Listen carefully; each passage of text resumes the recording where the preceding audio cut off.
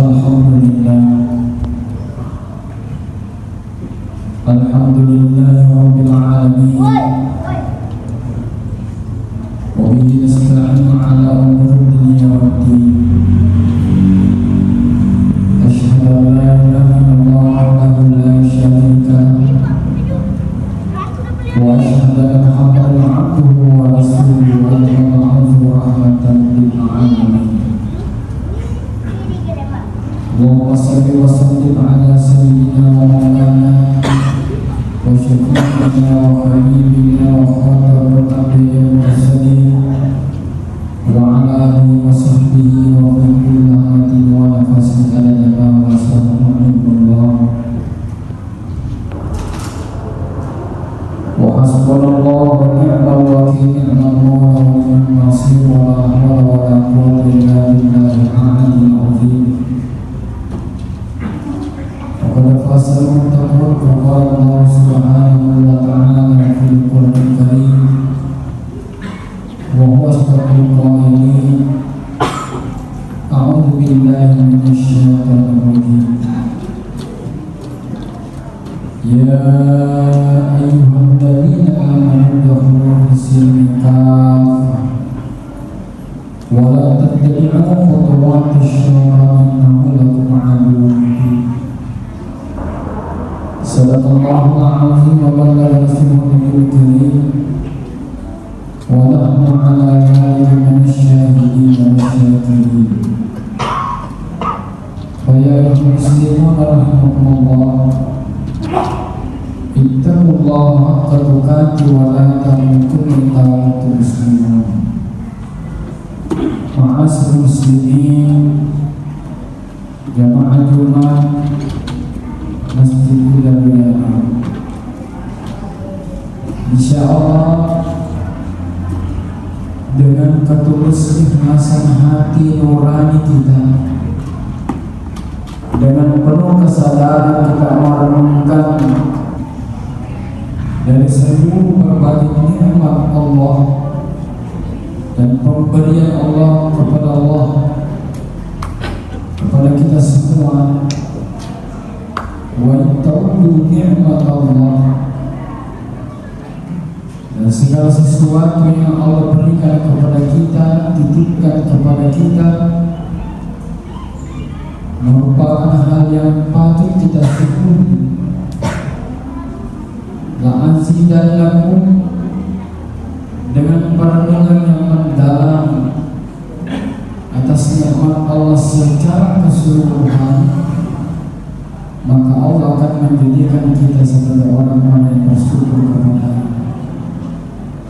sehingga nikmat secara zahiriyah maupun nikmat secara batiniyah, baik yang dapat kita lihat mata maupun yang dapat dirasakan oleh jiwa, la azidannakum, orang-orang yang memanfaatkan nikmat tersebut dengan sebaik-baiknya dan mensyukuri sebaik-baiknya, maka Allah akan menambahkan sumber keberkahan lainnya. Itulah keberuntungan orang-orang yang senantiasa merenungkan dan menjalankan ibadah sebagai bentuk ketaatan kepada Allah Subhanahu wa ta'ala atas nikmat yang Allah berikan kepadanya yang tak berkesudahan pada hakikatnya. Di hari Jumat yang penuh keberkahan ini, tentunya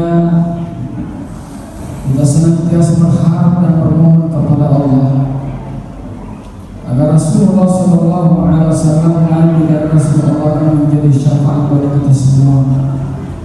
Oleh karena itu, marilah kita senantiasa memperbanyak kalimat salawat kepada Rasulullah. Allahumma shalli ala sayyidina Muhammadin wa ala sayyidina Muhammad.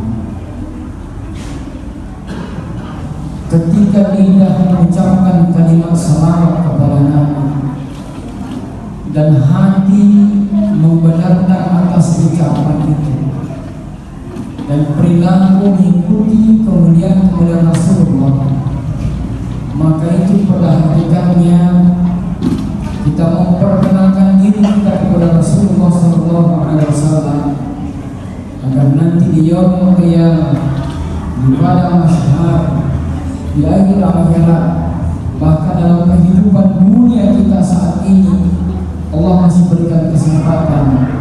Hakikatnya Rasulullah SAW menuntun jalan hidup kita. Beberapa hari lagi kita akan memasuki dan melaksanakan hari Idul Kurban atau hari Idul Adha. Berbagai macam amalan-amalan ibadah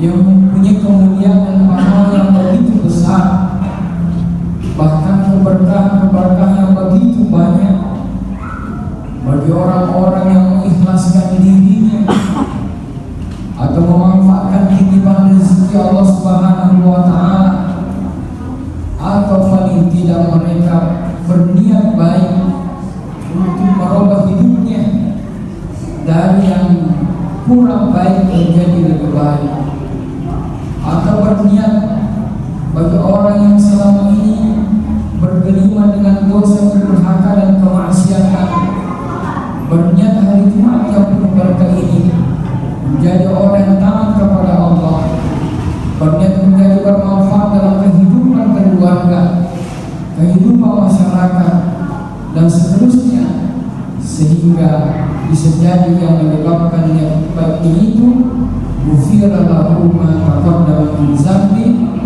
Allah mengampuni dosa dan kesalahan yang lalu dan senantiasa Allah membimbing jiwanya, hati dan pikirannya kehidupan di masa yang akan datang.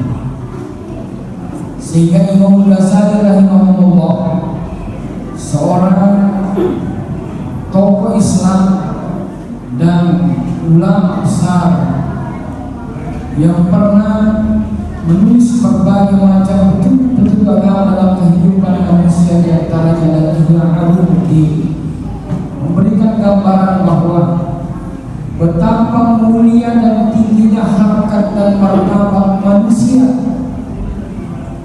ketika memenuhi 4 hal.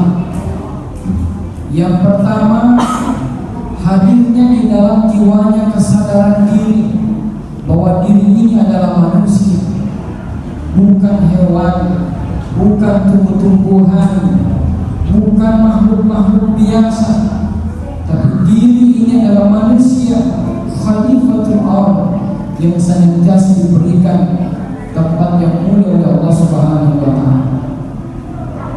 Yang kedua,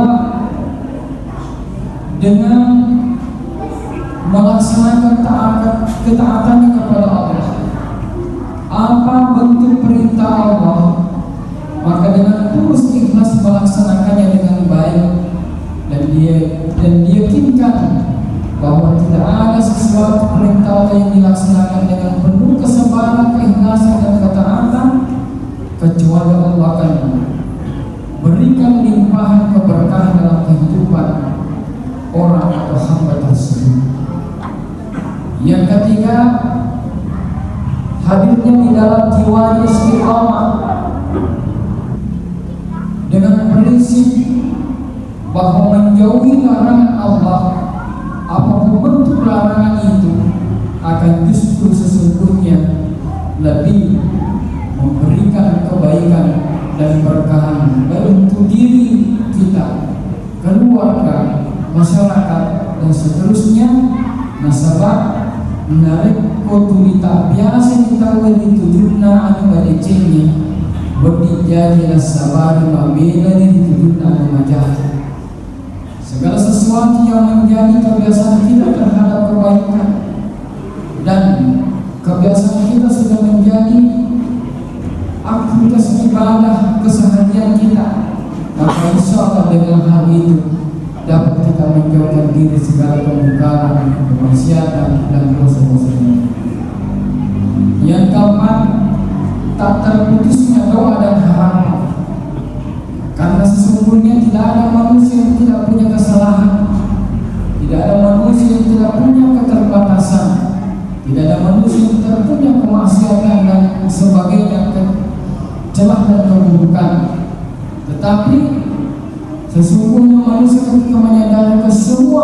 itu, maka Rasulullah SAW mengajarkan kita tentang istighfar. Astagfirullahaladzim. Saat kita melafazkan kalimat astagfirullahaladzim, gunakanlah mata hati, gunakanlah mata jiwamu, gunakanlah penglihatan batinmu untuk melihat diri kita ini, siapa diri kita saat ini di hadapan Allah Subhanahu wa Ta'ala. Kata Imam Ghazali, orang yang menggunakan mata batinnya atau mata hatinya atau nuraninya akan mampu melihat dan mengenal dirinya sendiri. Bahkan dosa dan kesalahan di matamu 10 tahun yang lalu akan mampu terungkap di dalam kata hatinya, karena sesungguhnya hati merekam kebaikan maupun keburukan. Karena setiap orang ada 2 malaikat yang Allah memang tetapkan pada dirinya, yaitu malaikat mencatat kebaikan dan malaikat mencatat keburukan. Jadi dengan dileput masyarakat ulum Allah, apakah kebaikan yang dilakukan maupun keburukan. Oleh karena itu, di hari Jumat yang penuh keberkahan ini dan dalam masuknya Ramadhan Al-Adha, ada 3 hal yang sangat perlu kita renungkan dan perlu kita amalkan. Yang pertama, pakai sebab mereka mempidalin Allah Subhanahu wa Ta'ala, yaitu orang yang diberikan titipan rezeki yang sepantasnya untuk melakukan ibadah kurban, maka mulialah hidupnya, berkahlah rezekinya, dijawab doanya, mudah-mudahan anak dan keturunan mereka berkah ibadah kurban yang dilakukan dengan penuh ketulusan dan keikhlasan akan mendapatkan keberkahan sebagaimana keberkahan yang Allah berikan kepada Nabiullah Ibrahim alaihissalam. Yang kedua, menyambung silaturahim. Orang yang tak pernah memutuskan silaturahim terhadap sesamanya, maka Allah juga tak pernah memutuskan nikmat kepadanya. Tapi orang yang senantiasa hati dalam hatinya kebencian, dendam, iri hati, hasud dan berbagai macam perilaku berbahaya dalam diri kepada orang lain, maka juga Allah memutuskan nikmat kepadanya.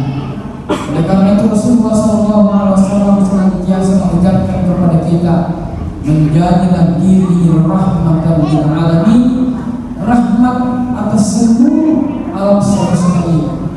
Yang ketiga adalah janganlah kita pernah berputus berdoa kepada Allah, karena setiap orang pasti punya harapan hidup, pasti punya cita-cita hidup, baik untuk dirinya, untuk anak-anaknya, untuk keluarganya, lebih-lebih dunia dan akhiratnya.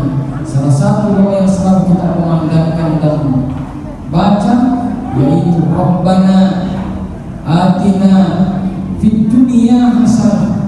Kata para ulama kita, ketika sampai kalimat fid dunya hasanah, dia menambahkan mari kita berdoa di dalam hati ini, ya Allah, semoga usaha yang saya lakukan Engkau berkahi, semoga titipan rezeki yang Engkau berikan kepada kami Engkau berkahi, anak-anak yang Engkau titipkan kepada kami Engkau berkahi, dan urusan-urusan duniawi kami Engkau jadikan sebagai amal ibadah, karena kami tak kepada-Mu. Wa fil akhirati hasanah. Lebih-lebih di sini kita berdoa dengan di dalam hati, semoga segala sesuatunya yang akan di akhirat nanti Engkau berikan kami keselamatan yang kekal abadi, sebagaimana orang-orang yang mudah memberikan keselamatan dan kekekalan abadi. Wa qina azabannar, dan semoga Engkau ya Allah menjauhkan kami segala musibah dan bencana, penyakit-penyakit yang melanda, kesusahan-kesusahan yang berkesudahan. Engkau lindungi kami ya Allah di dunia ini, lebih-lebih di akhirat. Oleh karena itulah sehingga ibadah kita lakukan, sholat di waktu, zakat harta, ibadah kurban, saling tolong menolong, berdoa, mendidik anak dan sebagainya, menjadikan kita sa'idun fid dunia wa sa'idun fil akhirah, atau selamat bahagia dunia lebih di akhirat insyaallah. Barakallahu fiikum.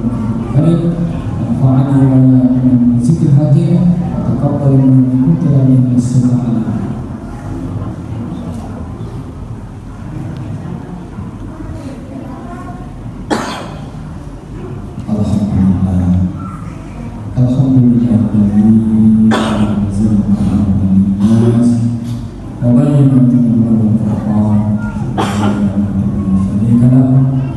وأشهد أن محمدا عبده ورسوله اللهم صل على العالمين اللهم صل على سيدنا محمد كما صليت على سيدنا إبراهيم وعلى سيدنا إبراهيم وبارك على سيدنا محمد وعلى سيدنا محمد كما باركت على سيدنا إبراهيم وعلى سيدنا إبراهيم